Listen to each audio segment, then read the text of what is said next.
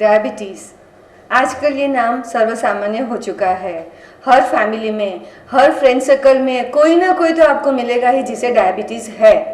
कहा जाता है कि the ratio is rising, the number of people for it ratio नहीं, take to continue start. Diabetes, मधुमेह, ये नाम आजकल बहुत ही कॉमन हो चुका है। आप जहाँ पे भी जाएंगे, हर फैमिली में, हर सोसाइटी में, हर फ्रेंड सर्कल में कितने लोग आपको ऐसे मिलेंगे जो कहेंगे कि उन्हें डायबिटीज़ है। मगर क्या वो अपने डायबिटीज़ की अच्छे से संभाल लेते हैं?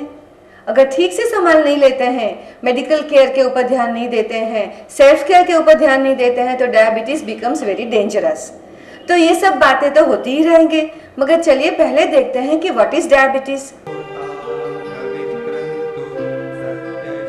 डायबिटीज मिलिटस प्राचीन युगों से जानी मानी एक बीमारी। करीबन 500 सदी के आसपास भारतीय वैद्यों ने इस बीमारी को पहचाना और नाम दिया मधुमेह, यानी शहद पेशाब।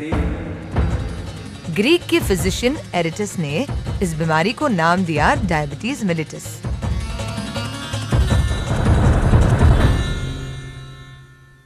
वर्ल्ड हेल्थ ऑर्गेनाइजेशन WHO ने इस बीमारी के लिए विशेष तौर से कहा है कि ऐसा स्पष्ट है कि डायबिटीज की बीमारी की महामारी का सीधा संबंध है हमारी जीवन शैली और बदलती आर्थिक परिस्थितियों से। डायबिटीज एक क्रोनिक मेटाबॉलिक बीमारी है जिसकी खासियत है हाइपरग्लिसेमिया, यानी इंसुलिन की कमी या इंसुलिन के प्रतिकार के कारण खून में शुगर की मात्रा ज्यादा होना। भोजन में उपस्थित कार्बोहाइड्रेट्स ग्लूकोज या शुगर के रूप में छोटी आंत में पचते हैं। ग्लूकोज हमें मिलता है हमारे भोजन से और ये हमारे लीवर में और मांसपेशियों में निर्माण होता है।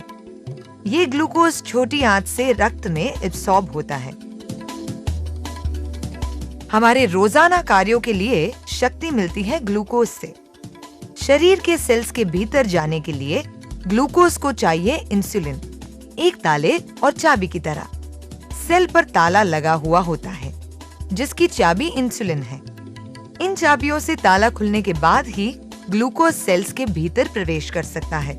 इस तरह ग्लूकोज या शुगर को ब्लड स्ट्रीम से लाखों सेल्स में पहुंचाने के लिए इंसुलिन अत्यंत आवश्यक है। हमारे शरीर में पैनक्रियास में मौजूद विशेष बीटा सेल्स इंसुलिन बनाते हैं। पर जब शरीर किसी कारणवश कम मात्रा में इंसुलिन बनाने लगता है या हमारे सेल्स इंसुलिन के प्रति कम सेंसिटिव हो जाते हैं, इन दोनों परिस्थिति में ग्लूकोज कहीं भी न समाने की वजह से ब्लड स्ट्रीम में एकत्रित होता है और यूं होता है डायबिटीज। अर्थात डायबिटीज में सेल्स को उपयुक्त मात्रा में ग्लूकोज न मिलने के कारण उनकी कार्यक्षमता पर विपरीत असर होता है और इस तरह से शरीर का हर एक अंग और सेल प्रभावित होता है। खून में मौजूद शुगर लेवल की मात्रा को सही तौर से नियंत्रित करना ही डायबिटीज में महत्व रखता है।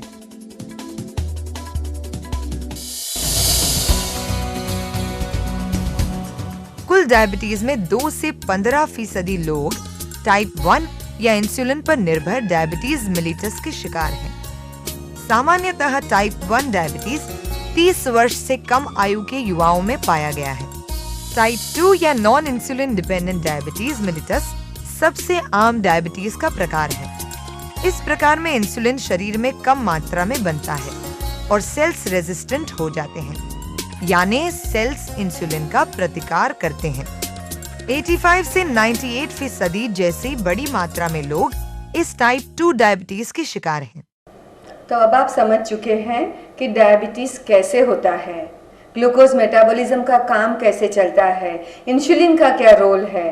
अगर इतनी बेसिक चीज़ें जब आप समझ लेते हैं तो अपने डायबिटीज़ को अच्छे से मैनेज कर पाते हैं।